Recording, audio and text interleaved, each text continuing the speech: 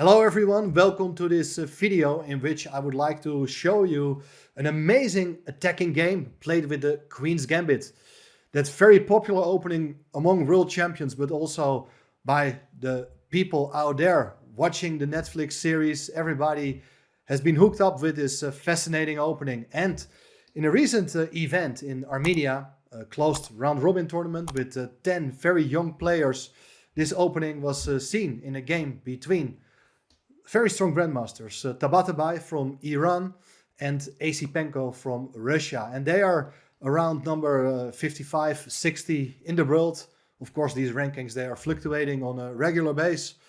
So anyway, let's have a look at the game. It starts with the move 1c4. And after e6, knight c3, d5, d4. We are back in the Queen's Gambit, which normally starts with that move 1d4. Black goes knight f6. Pawn takes d5, e takes d5. And this is the so-called cos-but structure, very typical for many openings, but especially for the Queen's Gambit. And remember, we have seen it also in the recent World Championship match between Ding Liren and Jan Nepomniachtchi. The players are following the main line. Bishop g5, active development. Black goes bishop e7, and white goes e3. Black castles, bishop d3, and rook e8. And now interesting moment as white will decide where to develop the knight. And okay, in the past, a lot of players decided to develop their knight to f3, but obviously the move knight e2 is also very interesting. It's a bit more flexible, and this idea was in fact introduced back in the 50s by former world champion Botvinnik. And later on his student Garry Kasparov also employed this weapon. And in fact, if you're really interested in this opening, I can recommend you one fantastic DVD I recorded some years ago for ChessBase. So please check it out in the link below. Black goes c6 and white's gonna castle. So here the big difference with the knight on e2 is that white is trying to prepare the move f3 and eventually try to strike in the center with the move e4. Now the most common move here is knight bd7, has been played thousands of times, but Asipenko goes for a move which is not new, but kind of unusual, but very typical for these structures, as he decides trying to expand on the queen side, placing the pawn on a5. Then you may think, well, what is the idea? Well, very soon you will understand what he is planning to do. White continues with the plan f3, and look now, Black goes for the move b5, so he's grabbing a lot of space for its pieces on that particular side of the board. And one very important resource is that white's ideal move e4, if you play it now, it just backfires, because black has a very strong counter move, b4. Attacking the knight on c3, if the knight goes away, then you're ready to take a pawn. D takes e4. F takes e4, looks as if these pawns are really strong, but black has a nice tactical idea. With knight takes e4, he's gonna win a pawn. If you do take the knight, there is bishop takes g5. So that is the trick of taking with the knight on e4. You're threatening to take the bishop. In case of bishop takes e7 first, well, there's rook takes e7, the rook protects the knight, and black remains a pawn up. So white has difficulties trying to get in that pawn break in the center. But that is very important. That's white's main plan. White decides to prepare it here with the move queen d2, which is a very natural move connecting the rooks. Black goes knight bd7, and white decides to play here the move rook ac1. Also a very natural move, as the rook is now on the half open file trying to take advantage of that backward pawn on c6. However, there's also something to say for moves like rook ad1, because in this opening you're planning to try to break with the move e4. That rook can further support the pawn on d4. But let's see what happened in the game. There followed rook ac1, and black continues in a very thematical fashion. He goes for the move knight f8, intending to reroute the knight to e6 so that it does attack the bishop. White is anticipating that move, dropping back voluntarily with the bishop to h4. Black goes with the move knight e6, and here we see that the knight is actually very nicely placed in the center, because the knight still keeps an eye on the pawn on d4. If white's going to play e4, black is happy to take, and then both the queen and the knight, they are hitting the pawn on d4. That explains White's next move. The bishop goes back to f2. Maybe that's a strange idea, but you understand the subtleties of this opening. White's play is based on the move e4, and he wants to prepare it by dropping back with the bishop to f2. Black goes bishop a6. Very interesting way of developing the bishop. Because look, if White would play here the move e4, which was not played in the game, but it's a very serious option, then there is this idea to go b4, attacking the knight. And if the knight goes to the side of the board, that's basically the main option, then there is this idea. Look, d takes e4, f takes e4, and now beautiful idea, worth remembering. Look, bishop to b5, attacking the knight, and the knight is in big trouble. If you do take the bishop, it's c takes b5, and the knight is trapped, cannot escape, because if the knight comes into c5, well, you can simply whip it off the board, and White cannot recapture, as the queen on d2 will be taken by the black queen. So that is a big problem. Of course, for that the same reason, you cannot play knight c5 straight away. There's knight takes c5, d takes c5, and the bishop on d3 can be taken. White's last attempt here could be to play the move b3, but that allows knight g4. Another fantastic idea to try to take the bishop. And not only that, if you do something about it, let's say you move the bishop away, black is going to take it. Queen takes e3, and now look, bishop to g5, attacking the queen. And now we see also why that rook on c1 is not that well placed, in fact. So still, there are a lot of problems for White trying to get in that pawn break. Therefore, Tabatabai played here the move h3. You understand? This pawn is covering the g4 square, so in case of e4 and take, that knight cannot come to g4. Black plays bishop f8, very useful move, so that the bishop is nicely waiting there next to its king, and the rook is, well, ready to counter in the center. White played here the move queen c2, hoping to set up a battery with queen and bishop, but still the pawn is well defended. But anyway, black goes g6, closing off that diagonal, and so there's nothing to do for the bishop in the direction of the black king. And finally, we get to see the move we were waiting for so long. White played the move e4. So you understand, if d takes e4, f takes e4, it looks quite nice for White with a nice space advantage. The pawns can be pushed anytime soon. Maybe e5 is going to be played, attacking the knight. After the knight goes away, we can jump in with our knight to e4. And thanks to that space advantage and the half-open file for the rook, the bishop can come to h4. White has potentially quite a strong attack.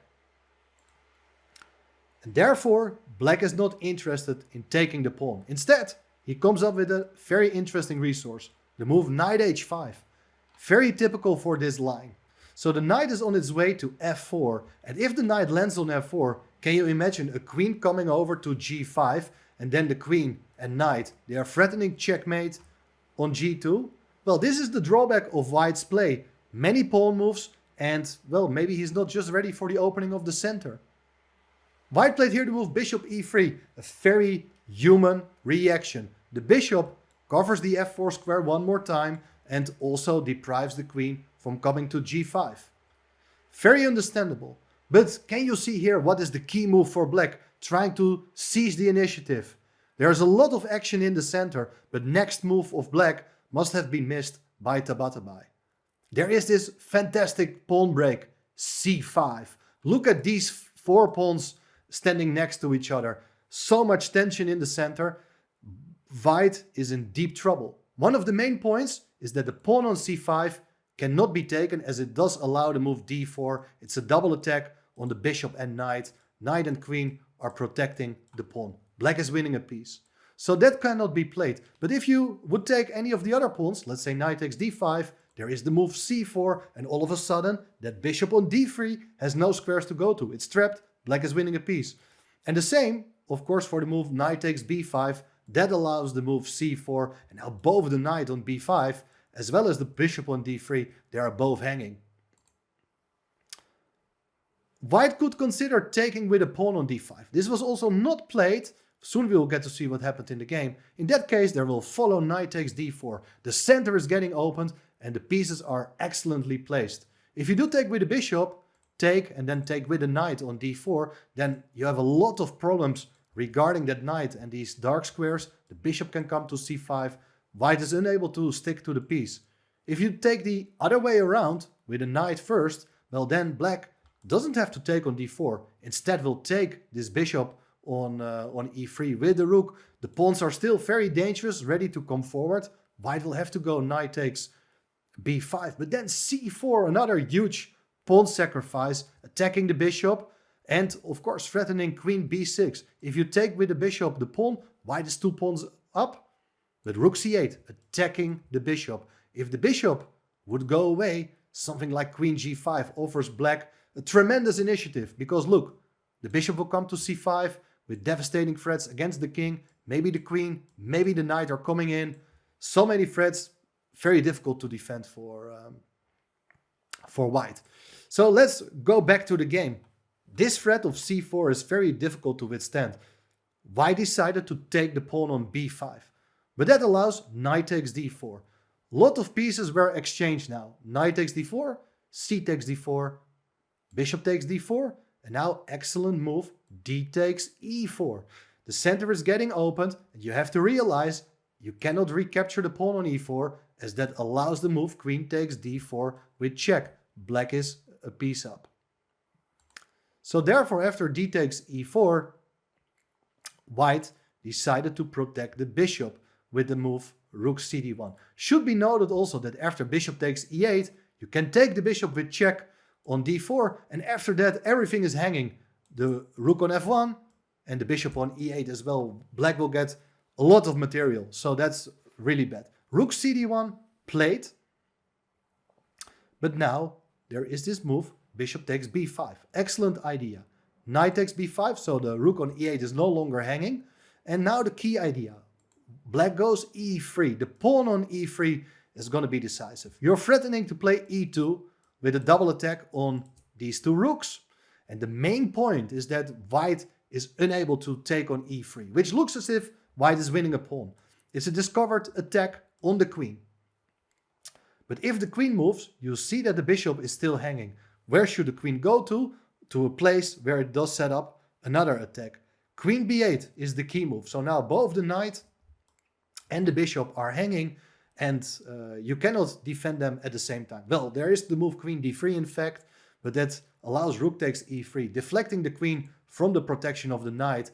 Black has 2 minor pieces for the rook with an excellent position. Bishop c5 will come next. Black is technically winning. Therefore, instead of taking the pawn, white played here the move knight back to c3 to protect the e2 square. So e2 is not a possibility any longer, but the e pawn is still very strong and white is in big trouble. The way Asipenko finished off the game in just a few moves is very instructive. So let's see how he did it. He played queen c7. Excellent move. The queen is doing very nicely on this diagonal, taking away these dark squares, but also the knight is pinned, cannot move. White plays rook fe1, intending to eliminate that very annoying pawn. But black goes bishop h6. Here we see how clever black has placed its pieces earlier. This bishop f8 move was so important, so now the rook does support the pawn, but also the bishop is supporting the pawn, and white is unable to eliminate it. If you really try to do that with a move like rook d3, so the pawn is now 3 times attacked and twice defended by black, but look, the queen will come into g3, attacking the rook. Big threat. If you come over with the queen to protect that rook and attack the pawn on e3 one more time, look now, there is this move bishop f4, and these dark squares around the white king, they are so weak. The queen is gonna sneak in and deliver checkmate very soon. The last move here is bishop takes e3, but that allows queen h2. If the king goes to f1, it's knight g3 check, winning the queen thanks to a beautiful knight fork. If you would play king f2 instead, well, there's bishop g3, king has to go to f1 anyway, queen h1, you have to drop back with the bishop, but now the queen can just be taken, it's game over.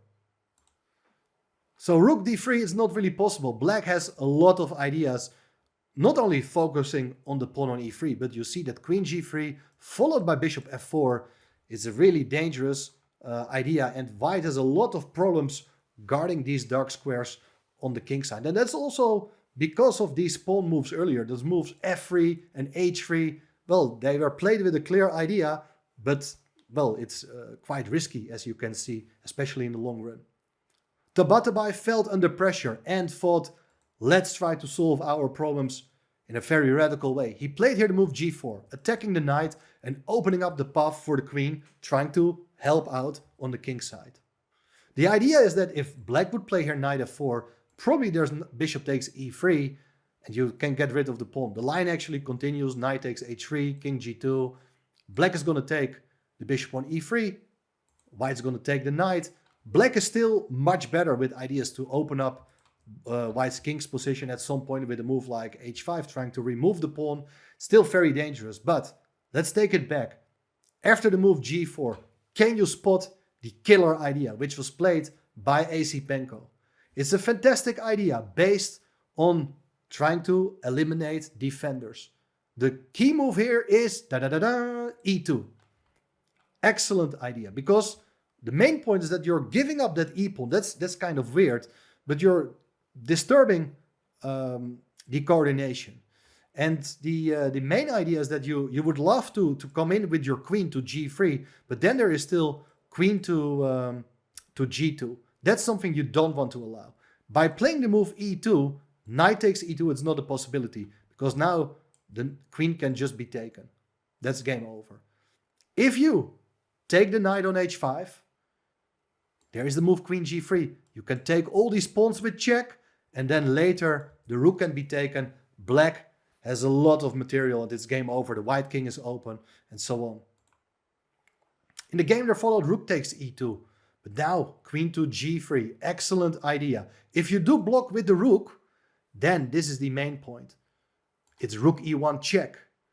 White is missing that extra rook on the back rank. Rook takes e1, queen takes e1, king h2 is all forced, and now the bishop comes into f4 with check. The only move white has here is blocking the check with its rook, but then you can capture the rook with check, and it's just mate immediately. Beautiful line.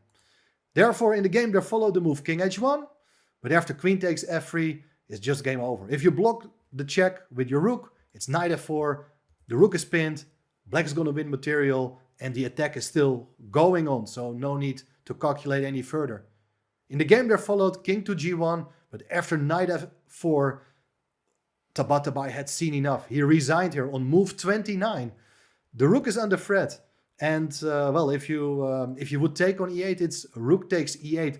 There are so many pieces into the attack, materials even, but too many threats. For instance, knight takes h3. If you would go rook f1 attacking the queen still covers the second rank, but there is knight takes h3, king h2, and bishop f4, it's checkmate. That's one idea. One other idea is that if you would keep that rook on the board, don't go for the exchange of rooks. It's knight takes h3 check. And now the king cannot go longer to h2.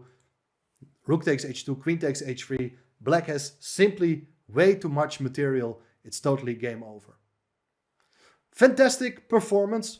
Another very instructive game. Only 29 moves. A lot of attacking ideas. But once again, if you feel like this Queen's Gambit is an interesting opening, don't forget to check out my DVD I recorded years ago for ChessBase. And the most important thing, don't forget to subscribe to the channel if you want to see more of these kind of videos. See you soon again. Bye bye.